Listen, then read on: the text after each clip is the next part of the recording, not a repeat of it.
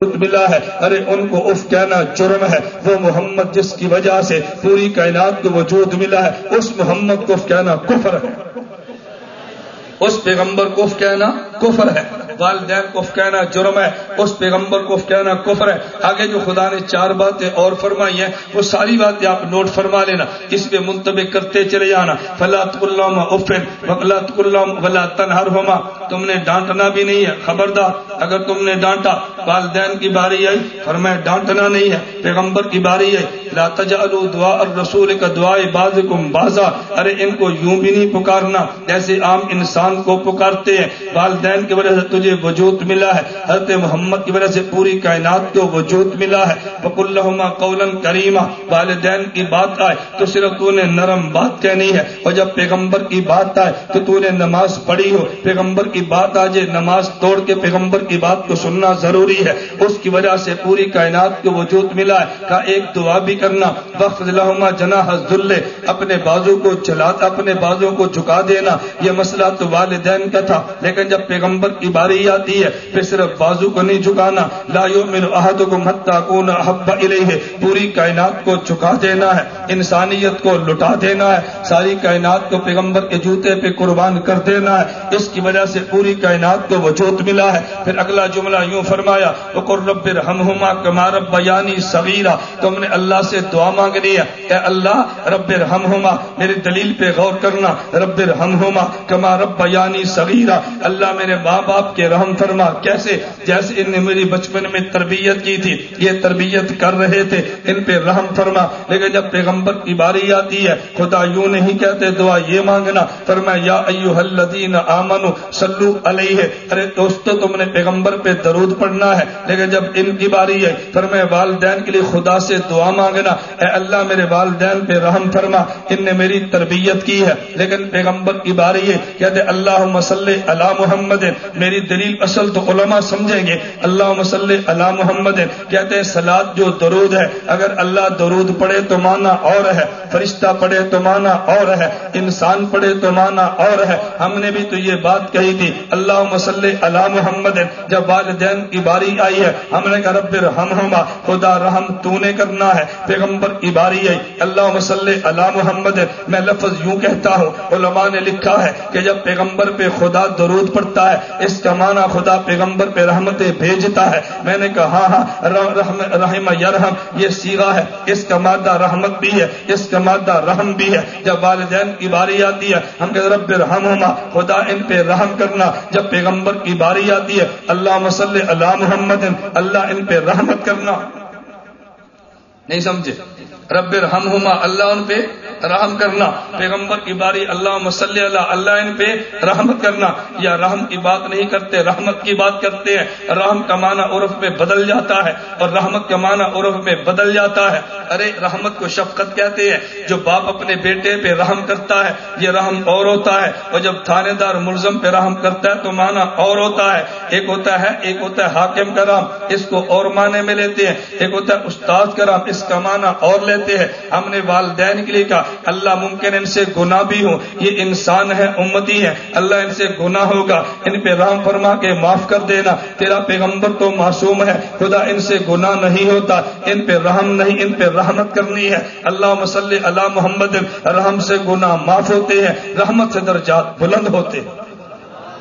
خیر میں عرض یہ کر رہا تھا، نمبر 1 ہمارے پیغمبر رسول اول ہے، عنوان ہے ذہن میں، ہمارے پیغمبر رسول اول ہیں۔ جو دلائل سمجھے بہت اچھا، جو نہ سمجھے بعد میں کیسٹ میں سن لو، ہر مجلس میں فوراً دلائل سمجھ تو نہیں آتے، کبھی آدمی کو دلائل مزہ دیتے ہیں سمجھ نہیں آتے۔ میرے ساتھ ایک ساتھی تھا، انہوں نے کہا جو مولانا ٹیپ رکھ لیں اپنے بیان ریکارڈ کیا کریں، میں نے کہا ٹھیک ہے، پشاور سے ٹیپ دی، میں نے اپنے ڈرائیور سے کہا بھی بیان ریکارڈ کرنا، میں نے گھنٹہ بیان کیا، بیان ختم ہو گیا، میں نے پوچھا لا کے سر بیان ریکارڈ کیا، کہتے جی آدھا گھنٹہ ریکارڈ ہوا، میں نے کہا اگلا آدھا گھنٹہ کیوں نہیں کیا؟ اندر جی سواد دینا ہے کیسر بدلنے دل ہی نہیں کیتا، سمجھ آ گیا؟ پنجابی سمجھتے ہو نا، اس نے کہا مجھے مزہ آ رہا تھا. میں نے کہا کیا بدلنی ہے, بس سنتے ہی رہو. تو میں سننے پہ غور کیا. کبھی آدمی سنتا رہتا ہے, اور میں تحدیث پہ نعمت کے طور پہ اپنے اکثر علماء سے گزارش کرتا ہوں, جو بیان میں کرتا ہوں نا, کبھی آدمی سو رہا ہوتا ہے, کبھی تھکاوٹ ہوتی ہے, کبھی ذہن میں عنوان اور ہوتا ہے, کبھی ذہن میں خیالات ہوتے ہیں, بیان کا اصل مزہ نہیں آتا. آپ اس کیسٹ کو لے لیں, پھر خلوت میں بیٹھ کے سننا, پھر اس دلائل پہ آپ جھومیں گے کہ ہم نے دلائل سنے. کبھی آدمی میں تخیل خیالات بدلتے ہیں تو پورا مضمون ذہن میں نہیں آتا, پھر اس کو سنیں. میں ڈیرہ غازی خان گیا, ایک مولوی صاحب کہتے ہیں میری بیٹی دورہ حدیث میں ہے, میں نے کیسٹ اس کو دی. میں نے کہا مولانا گھمنتا بیان سن. بیان سن, میں پوچھا سمجھ آیا؟ اندیا نہ. میں نے پوچھا سمجھ آیا؟ کہتی کہنا. میں نے کہا ولا سن. اس نے دوسری مرتبہ سنا. میں نے کہا سمجھ آیا؟ کہتی کہنا. میں نے کہا ولا سن, پھر سن. اس نے تیسری بار سنا. میں نے کہا کچھ کچھ سمجھ آیا. اس نے کہا میری بیٹی نے دورہ حدیث کیا, وہ کہتی کچھ کچھ سمجھ آیا. میں نے کہا آپ سننا شروع کرو. میں اللہ کی ذات پہ بھروسہ کر کے کہتا ہوں آپ تسلسل سے بیان سماعت فرماؤ. اس کے بعد یہ نہیں کہ آپ بیان سمجھیں گے, آپ ان بیانات کو فٹ کریں. بیان سمجھنا اور ہوتا ہے, بیان کو فٹ کرنا اور ہوتا ہے. دلائل اب میں کارگزاری سناؤں گا, پھر بات لمبی ہو جائے گی کہ اس کو بیانات کو فٹ کیسے کرتے ہیں. ایک ہمارے جیپال پور کے بزرگ ہے, ان پڑھ ہے, بالکل ان پڑھ, غیر مقلدین سے متاثر تھے, چندہ بھی دیتے, قریب ہے, بیان سنا. میں ایک مرتبہ ملنے کے لیے گیا تو مجھے کہتے ہیں میرے پاس غیر مقلد لشکر طیبہ کا مجاہد آیا, میرا اس سے مناظرہ ہو گیا. میں نے کہا پھر؟ کہتا میں نے کیا مناظرہ. میں نے کہا بابا اب تو پڑھے ہی نہیں, کیسے مناظرہ کیا؟ اور نے کہا میں تمہاری کیسے سنتا رہتا ہوں. میں نے کہا اچھا کیا مناظرہ ہوا؟ کہتا مجھے وہ غیر مقلد لشکر طیبہ کا کہنے لگا کہ بابا آپ رفع دین کیوں نہیں کرتے؟ میں نے کہا نہیں کرتے. اس نے کہا ہم کرتے ہیں, تم کیوں نہیں کرتے, آپ دلیل دو. بابا کہتا ہے میں نے اسے کہا میں نہیں کرتا, میں دلیل کیوں دوں؟ دلیل تو وہ دے جو کرتا ہے. اب وہ کس سے سنتا تھا نا, اس نے کہا میں دلیل کیوں دوں, میں تو نہیں کرتا, دلیل وہ دے جو کرتا ہے. تو غیر مقلد کہنے لگا 70 صحابہ سے رفع دین ثابت ہے, ہم اس لیے کرتے ہیں. بابا کہتا ہے میں نے پوچھا 10 صحابہ تعداد کتنی ہے؟ آندھا 1,24,000. میں کہ 70 تیرے منے باقی میرے منے. 70 تیرے منے باقی میرے منے. اب دیکھو بیان فٹ ہوا نا. ایک ہوتا ہے دلیل, ایک ہے دلیل کا استعمال.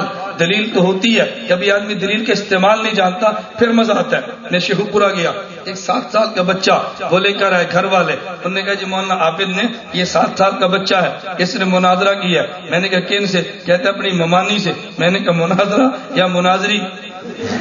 اس نے ممانی سے کیا, مناظری ہوئی نا. وہ نے کہا چلو مناظری یا مناظرہ کیا ہے. میں نے کہا کیا کیا؟ کہتے اس کی ممانی غیر مقلدن ہے, وہ نکاح کر کے ماموں کے پاس آئی.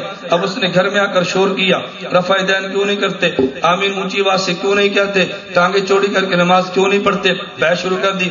اس لڑکے کی بات ہوئی, یہ لڑکا اپنی ممانی سے کہتا ہے. اس نے کہا ممانی دیکھو ہم امام کے مقلد ہیں, تم تقلید نہیں کرتی. جب امام کی تقلید کریں گے سارے مسئلے بھی مانیں گے, تقلید نہیں کریں گے مسئلے بھی نہیں مانیں گے. اصل مسئلہ تقلید کا ہے, تقلید پہ بات کریں.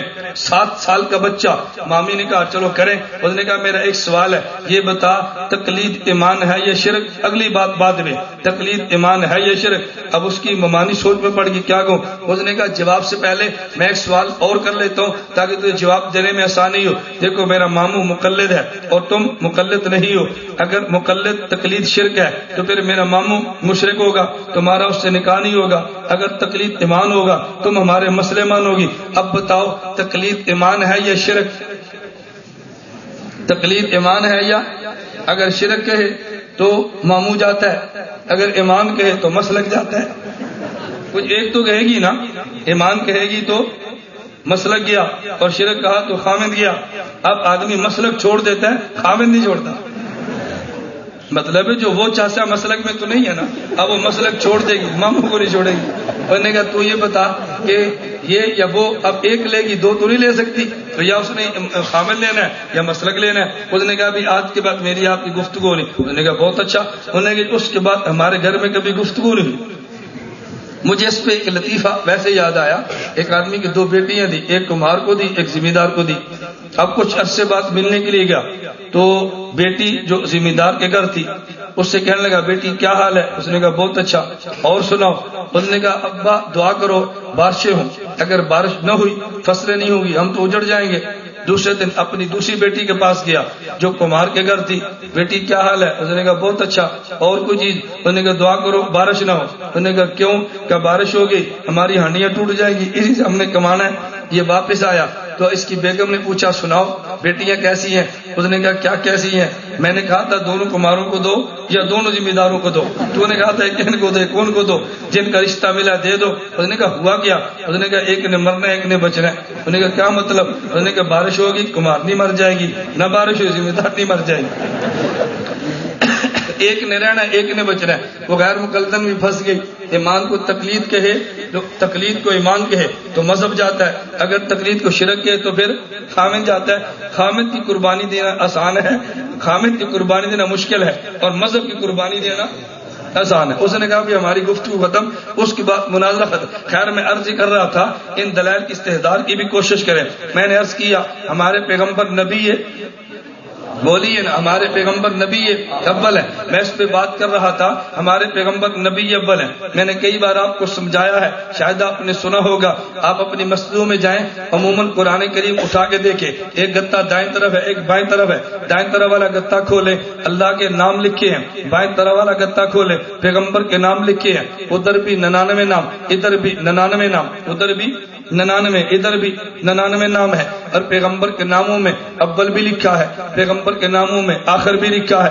اب نبی اول بھی ہے نبی آخر بھی ہے۔ ذوق تازہ میں ایک جملہ کہتا ہوں، اب اللہ کے نام دیکھو اول بھی لکھا ہے آخر بھی لکھا ہے، نبی کے نام دیکھو اول بھی لکھا ہے اور بولیے اول بھی لکھا آخر۔ لوگ کہتے ہیں دونوں ایک ہے، وہ بھی اول وہ بھی آخر، وہ بھی اول وہ بھی آخر، دونوں اول دونوں آخر۔ میں نے کہا نا اب اس بات کو عوام شاید نہ سمجھے، میں علماء کے لیے باتیں درمیان میں کہہ دیتا ہوں۔ جب ہم کہتے ہیں اللہ اول بھی ہے اللہ آخر بھی ہے، اول حقیقی ہوتا ہے۔ جب ہم کہتے ہیں نبی اول ہے، اول اضافی ہوتا ہے۔ اول حقیقی کا معنی اور ہوتا ہے، اول اضافی کا معنی اور ہوتا ہے۔ کیا مطلب؟ اول حقیقی وہ ہے جس کی ابتدا نہ ہو، اول اضافی وہ ہے کہ جس کی ابتدا بھی ہو۔ ہم کہتے ہیں اللہ اول حقیقی ہے جس کی ابتدا کوئی نہیں، اللہ آخر ہے جس کی انتہا کوئی نہیں۔ ہم نبی کو اول کہتے ہیں یعنی یہ پہلا نبی ہے، ہم حضور کو آخر کہتے ہیں یہ آخری نبی ہے۔ ایک اول حقیقی اول اضافی، اللہ اول حقیقی یا اول اضافی؟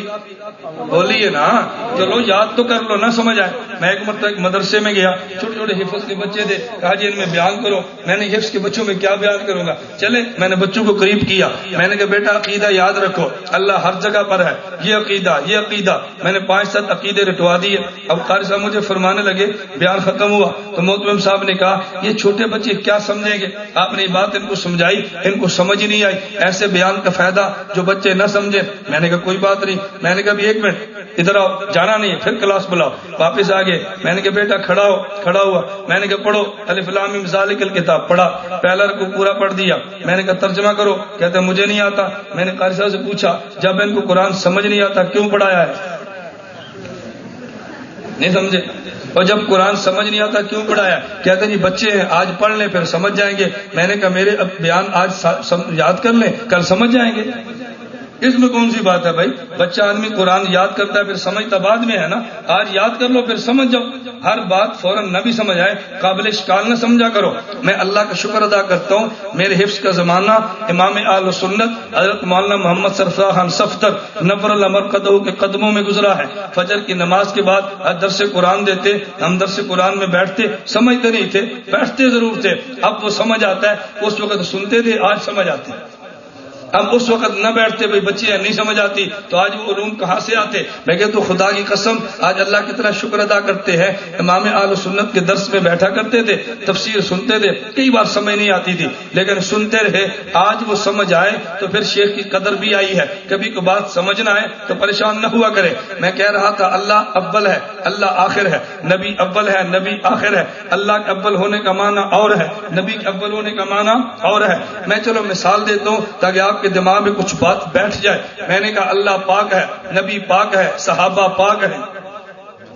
بولیے اللہ بلند آواز سے، اللہ نبی صحابہ پاک ہے۔ اللہ کے پاک ہونے کا معنی اور ہے، نبی کے پاک ہونے کا معنی اور ہے، صحابہ کے پاک ہونے کا معنی اور ہے۔ جب ہم نے کہا اللہ پاک ہے تو مطلب کیا؟ اللہ صفات مخلوقات سے پاک ہے۔ جب ہم نے کہا نبی پاک ہے تو مخلوقات کی وہ صفتیں جو عیب بنتی ہیں نبی ان سے پاک ہے۔ کیا مطلب؟ کھانا صفت مخلوق ہے، خدا کھانے سے پاک ہے۔ پینا صفت مخلوق ہے، خدا پینے سے پاک ہے۔ نبی کھاتے تو ہے لیکن حرام کھانا عیب ہے، نبی حرام کھانے سے پاک ہے۔ نبی پیتے پیتے تو ہے مخلوق جو ہے، لیکن حرام پینے سے پاک ہے، تو نبی کے پاک ہونے کا معنی اور ہے، اور اللہ کے پاک ہونے کا معنی اور ہے۔ تو جب ہم نے کہا صحابی پاک ہے تو معنی بالکل الگ ہے۔ ہم نے کہا نبی پاک ہے، لفظ معصوم لائے ہیں، صحابی پاک ہے، لفظ محفوظ لائے ہیں۔ وجہ ہم نے کہا معصوم وہ ہوتا ہے کہ جس سے خدا گناہ ہونے نہ دے، محفوظ وہ ہوتا ہے اس سے گناہ ہو تو جائے خدا نامہ اعمال میں رہنے نہ دے،